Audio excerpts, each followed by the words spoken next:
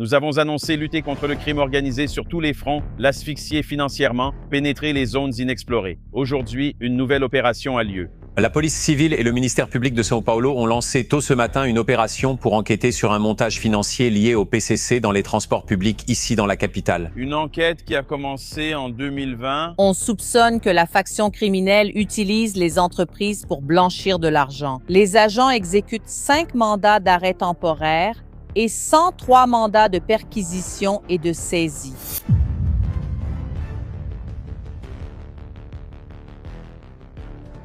Le gouverneur de São Paulo, Tarcísio de Freitas, suscite la fureur des alliés de l'actuel président brésilien en autorisant des actions d'envergure contre la criminalité dans l'État. São Paulo ne sera pas un territoire de luxe pour ceux qui vivent dans le crime. Dans la matinée de ce jeudi, 49 biens immobiliers, 3 embarcations, 257 véhicules et 57 comptes bancaires appartenant à des entreprises et à des particuliers ont été bloqués. Le crime organisé est visé par une nouvelle opération contre le blanchiment d'argent et l'évasion fiscale. C'est une action historique menée par le DEIC et la police civile pour démanteler un vaste réseau criminel qui opérait dans la capitale et la grande région de São Paulo. Sa stratégie est de renforcer la lutte contre les factions et d'empêcher que des fugitifs d'autres États ou pays trouvent refuge à São Paulo. Cette position ferme a été interprétée comme un alignement clair avec le bouclier des Amériques qui vise à lutter contre le narcoterrorisme à l'échelle continentale.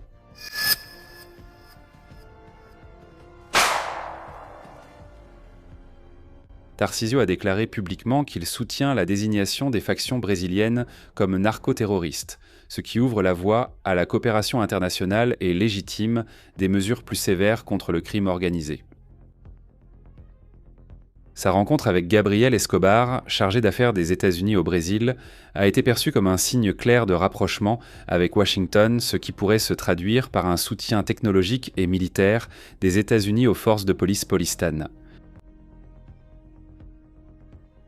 La rencontre de Tarcísio avec un responsable de la Maison-Blanche au Brésil a provoqué une vive réaction au palais du Planalto, inquiet de perdre son rôle majeur dans le débat sur la sécurité publique.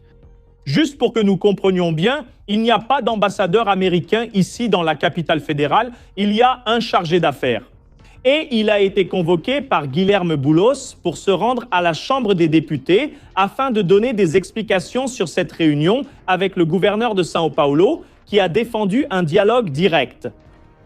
Mais cette action de lutte massive contre la criminalité à São Paulo pourrait-elle avoir un impact dans tout le Brésil ? Soyez les bienvenus à Vida no Quartel. Si vous êtes un criminel, vous pouvez arrêter de sourire. Vous êtes filmé. Plus de 125 000 caméras interconnectées couvrent déjà tout l'État, au sol et dans les airs, identifiant fugitifs, plaques de véhicules volés et utilisant l'IA pour traquer et arrêter les criminels venant de commettre un délit.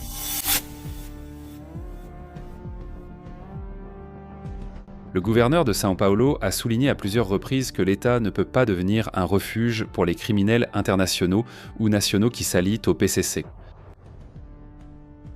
Cette vision stratégique place l'État en harmonie avec les pratiques adoptées dans des pays comme le Salvador, où Nayib Bukele a mis en œuvre des politiques de tolérance zéro contre les factions. La possibilité que Tarcísio se rende au Salvador pour discuter directement des mesures de succès appliquées là-bas est de plus en plus évoquée en coulisses et pourrait devenir réalité.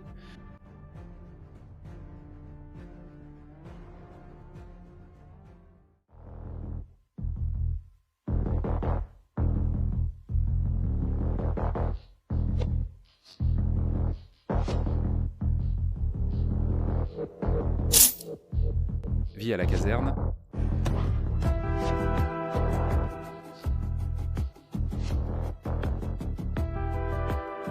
La police militaire de São Paulo est reconnue pour sa structure robuste et pour ses unités spécialisées dans les missions à haut risque.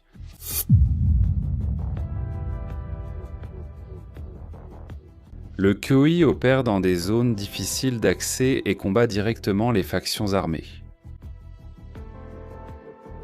La Rota est redoutée pour sa rapidité et ses interventions lors d'affrontements urbains. Quant au GATT, il se distingue dans les interventions impliquant des explosifs et des prises d'otages, tandis que le BAEP renforce la police de manière ostensible dans les zones critiques.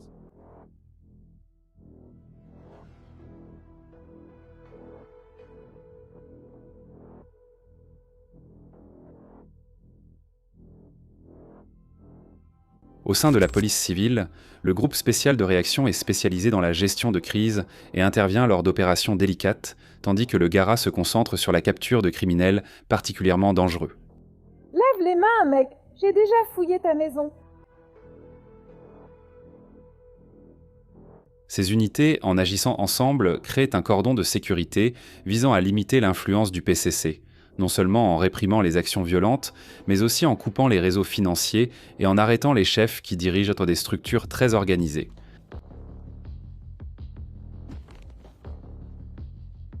L'arsenal à la disposition des forces de police de São Paulo comprend des armes modernes, des véhicules blindés et une technologie de communication avancée. Cette structure permet à São Paulo de maintenir des opérations constantes contre les organisations criminelles, réduisant leur capacité d'expansion et affaiblissant l'extension de leurs ramifications. Les tactiques employées par les forces polistes impliquent porter l'infiltration, le renseignement et des opérations conjointes. L'utilisation de drones, d'hélicoptères et d'équipes spécialisées garantit un avantage stratégique lors des affrontements contre des criminels lourdement armés. Cette capacité opérationnelle place São Paulo en position de premier plan dans la lutte contre le narcoterrorisme national. Bien que le PCC n'adopte pas de tactiques violentes aussi explicites que le Commando Vermelho à Rio de Janeiro, la faction pauliste dispose d'un réseau international extrêmement sophistiqué.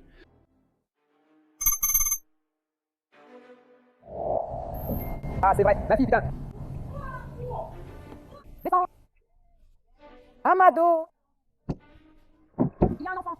Tem criança. Descendez tout le monde. Ma fille. Il y a un enfant ici. Il y a un enfant. Vas-y petite. Il y a un enfant ici. Viens. Je peux, Priscilla? Oui, c'est moi. Non. Maintenant. Vas-y. Merci.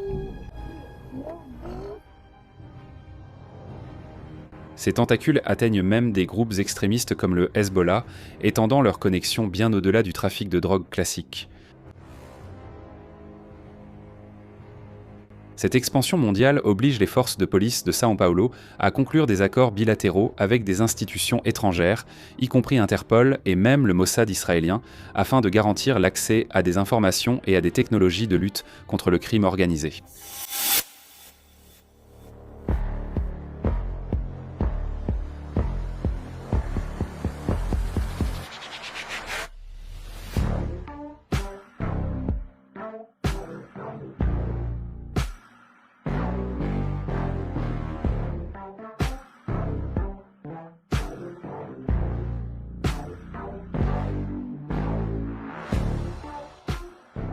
En raison de cette complexité, on suppose que non seulement le FBI, mais aussi la CIA soutiennent les forces de São Paulo par le biais du partage de données stratégiques.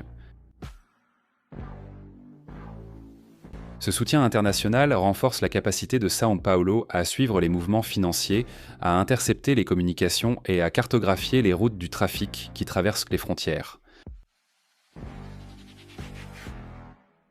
La coopération entre les agences de renseignement et les forces locales crée un environnement de pression constante sur le PCC, réduisant sa marge de manœuvre et montrant que la lutte contre le narcoterrorisme exige une intégration mondiale. L'alignement de Tarcísio au bouclier des Amériques renforce la coopération internationale et crée les conditions pour que São Paulo devienne une référence dans la lutte contre les factions criminelles. Puisque l'actuel président brésilien, au cours des 4 dernières années, n'a pris aucune mesure concrète pour lutter contre les organisations criminelles. Je ne veux pas des forces armées, vous savez, dans les favelas, en train de se battre avec les bandits. Ce n'est pas le rôle des forces armées, n'est-ce pas? Tant que je serai président, pas de GLO, Corol Test GLO. Qu'est-ce que c'est? Descends, t'es armé. Oh là là, quel jargon, mon Dieu! Il y a des enfants. Descendez, tout le monde. Ma fille, prends ta petite pièce, d'accord? Cette position de Tarcísio, cependant, génère des tensions avec le gouvernement fédéral, qui craint de perdre le contrôle sur le récit de la sécurité publique. L'impact des actions à São Paulo peut s'étendre à tout le Brésil, étant donné que l'État concentre la plus grande part du PIB national. La lutte contre les factions sur le territoire paulista a le potentiel d'affaiblir les réseaux criminels qui utilisent le système financier brésilien pour blanchir de l'argent et renforcer le pouvoir des factions qui sont aujourd'hui enracinées dans tous les secteurs de la société, créant un effet domino sur la sécurité publique nationale. Beaucoup de spéculations circulent selon lesquelles Tarcísio pourrait se rendre à El Salvador à tout moment pour traiter directement avec Nayib Bukele des mesures appliquées là-bas. Si ce rapprochement se concrétise, São Paulo pourra importer des pratiques efficaces dans la lutte contre le crime organisé, renforçant encore davantage sa position de protagoniste dans la lutte contre le narcoterrorisme, ce qui pourrait provoquer un changement global dans la politique nationale de sécurité publique. Laissez ici dans les commentaires votre avis sur les actions de Tarcísio à São Paulo, qui agit même sans le soutien de l'actuel dirigeant brésilien.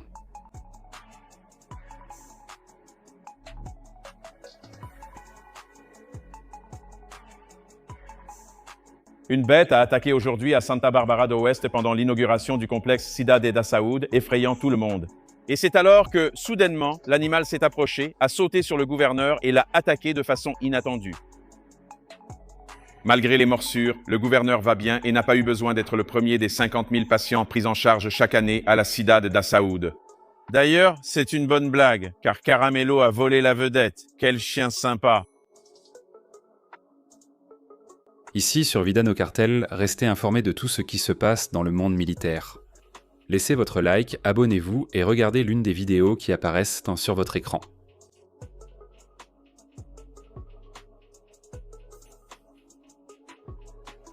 En avant, combattants, à la prochaine!